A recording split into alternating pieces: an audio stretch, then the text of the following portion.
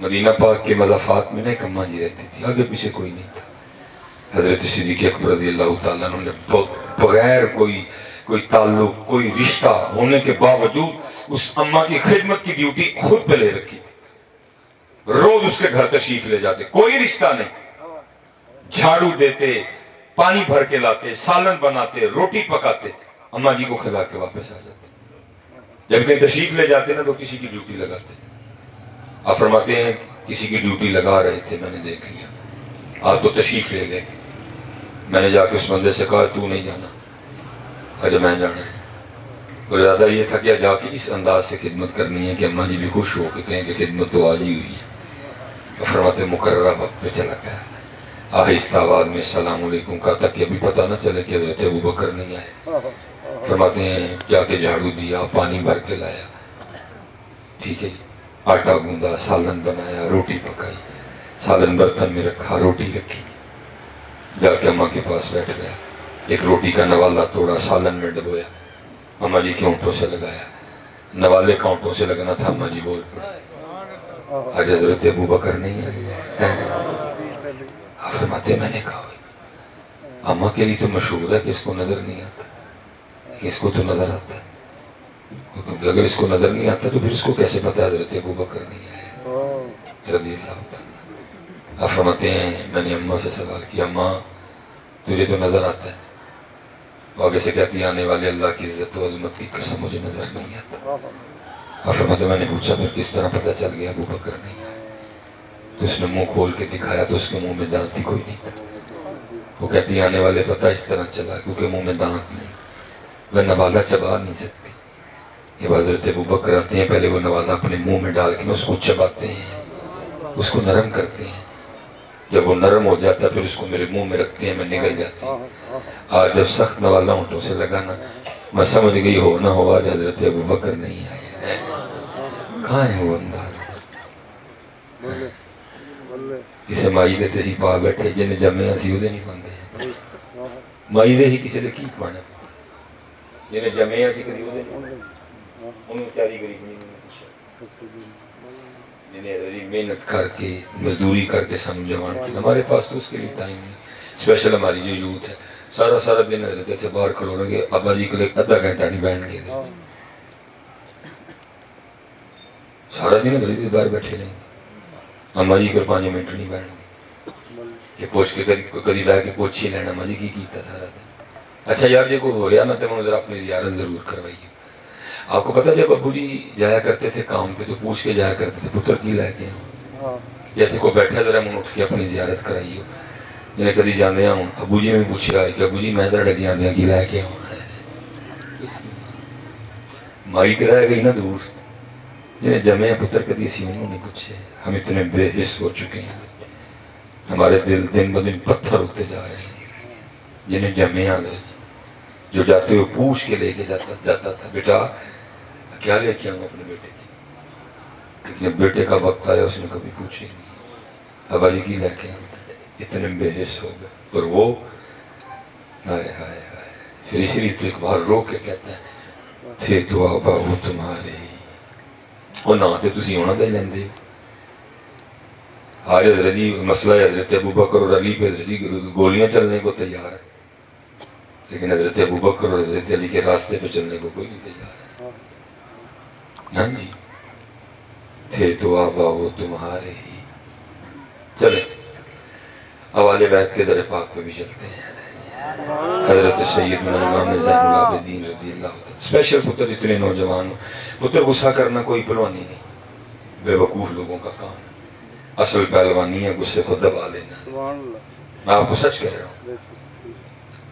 اور امام زین العابدین رضی اللہ تعالیٰ ہماری تاریخ کا وہ نام، وہ شخصیت کہ جن کے سامنے حضرت جی 72 قتل ہوئے تھے، قتل کا لفظ میں نے آپ کے لیے بولا ہے، جن کے سامنے 72 شہادتیں ہوئیں، امام زین العابدین رضی اللہ تعالیٰ عنہ اس شخصیت کا نام ہے جنہوں نے اپنی آنکھوں کے سامنے ایک ایک کر کے اپنے 72 شہید ہوتے دیکھے تھے۔ چھوٹی بات ہے، اور شہید ہونے والے بھی کوئی عام نہیں تھے، وہ تھے جو محبوب خدا کے مبارک کندھوں پہ سواری کیا کرتے تھے، عام نہیں تھا۔ امام حسین تھے، حسین منی و انا من الحسین، امام زین العابدین رضی اللہ تعالیٰ عنہ لکھا ہے جی، جب آپ کربلا سے واپس آئے نا مدینہ پاک، اور مدینہ پاک میں آج بھی وہ جگہ موجود ہے، حضرت سیدنا امام زین العابدین رضی اللہ تعالیٰ عنہ کا مبارک گھر، وہ لکھا ہے کہ یزیدی سپاہی آ گیا، اس نے آ کے جو کربلا میں یزید کی طرف سے لڑا، اس نے آ کے حضرت امام زین العابدین رضی اللہ تعالیٰ عنہ سے پناہ مانگی، یزید خفا ہوا اس سے، راتوں رات بھاگ آیا ادھر، دیکھا امام صاحب نے 3 دن 3 راتیں رکھا، جب جانے لگا تو امام صاحب نے کثیر مال بھی عطا فرمایا، چل پڑا، پھر شرم آئی اور واپس آیا، اور آ کے امام سے سوال کرتا ہے، حضرت لگتا ہے آپ نے مجھے پہچانا نہیں، آپ نے فرمایا تیرے دل میں یہ خیال کیوں ہے؟ عرض کرتا ہے حضرت اگر پہچان لیتے تو اپنے والد اور اپنے بھائیوں کے قاتل کو گھر تو نہ رکھتے، اور جاتے ہوئے اتنی کثیر رقم تو نہ دیتے۔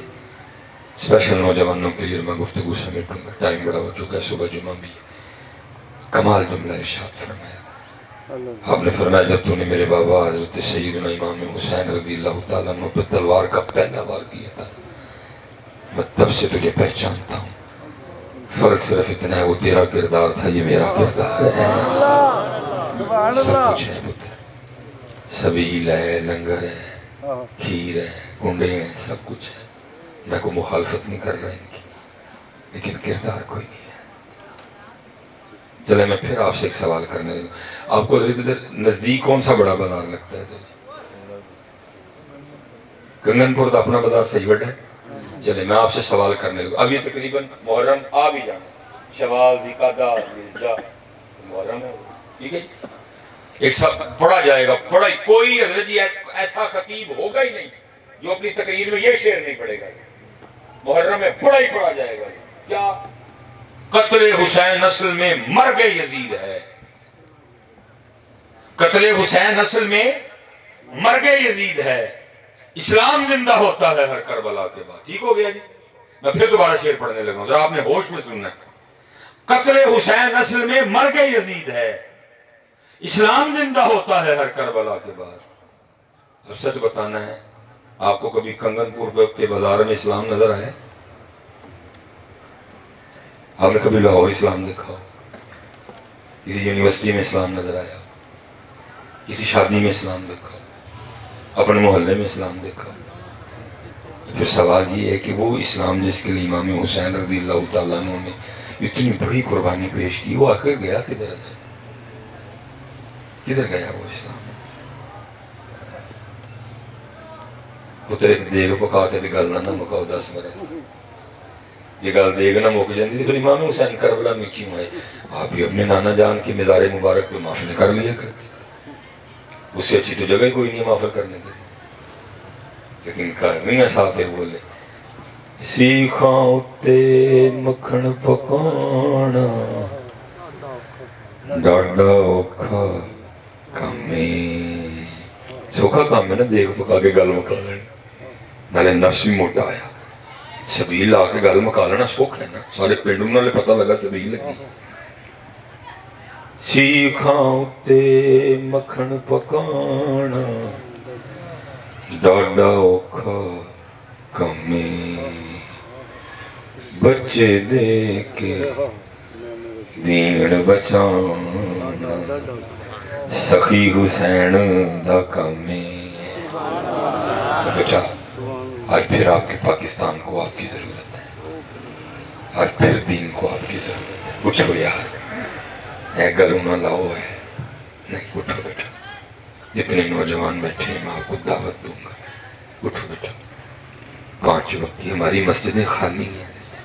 میں شاہ صاحب عید کی نماز اللہ نے توفیق دیتی ہے، ظاہر بھی خوشی کا موقع تھا، پیر و مرشد بھی فرماتے ہیں یار خوشیاں بڑھے، اگر میں عید ہوتے بھی ذریعے لوگ روا چڑھنا تقریر ہے دی کر، اور اتنی کفیت ہوتی ہے، میں اس دفعہ بڑی میں نے کوشش کی ہے، خوشی کا دن ہے، معاملہ خوشی والا ہی رہے، بس ایک دکھ تھا پھر نہیں مجھ سے رہ سکا نا، میں نے پوچھ لیا سب سے، میں نے کہا جی ماشاءاللہ آج عید کا دن ہے، سارے بڑے خوش، سب نے کہا جی بڑے خوش ہیں، میں نے کہا کپڑے نئے پہنے، عیدیاں ملیں گی، عیدیاں دی جائیں گی، سسرال جائیں گے، بھائی کے گھر جائیں گے، بہن کے گھر، سارے ماشاءاللہ بڑے خوش ہیں، انواع اقسام کے کھانے پکیں گے، میں جی سارے بڑے خوش ہیں، سب نے کہا جی سارے بڑے خوش ہیں۔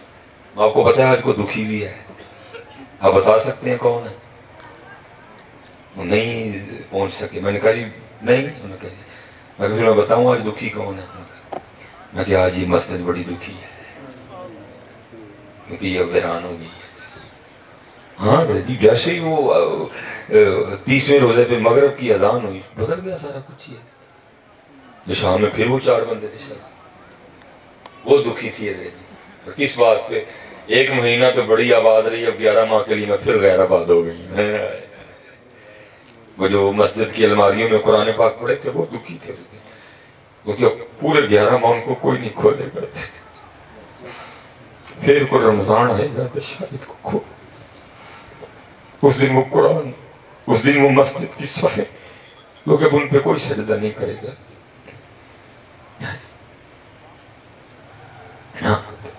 بہت دکھی تھی کیونکہ وہ پورے 11 ماہ کے لیے ویران. نہ کرو پتر اس طرح نہ کرو. شیخاں تے مکھن پکانا ڈاڈا اوکھا کمے. میں آپ سب بچوں سے کہہ رہا ہوں بیٹا، ایک تو اصل میں ڈر لگتا ہے اس کیمرے سے، کلپ کاٹ دیتے ہیں درمیان میں، وہ فتنے برپا کرتے ہیں کہ اللہ کی.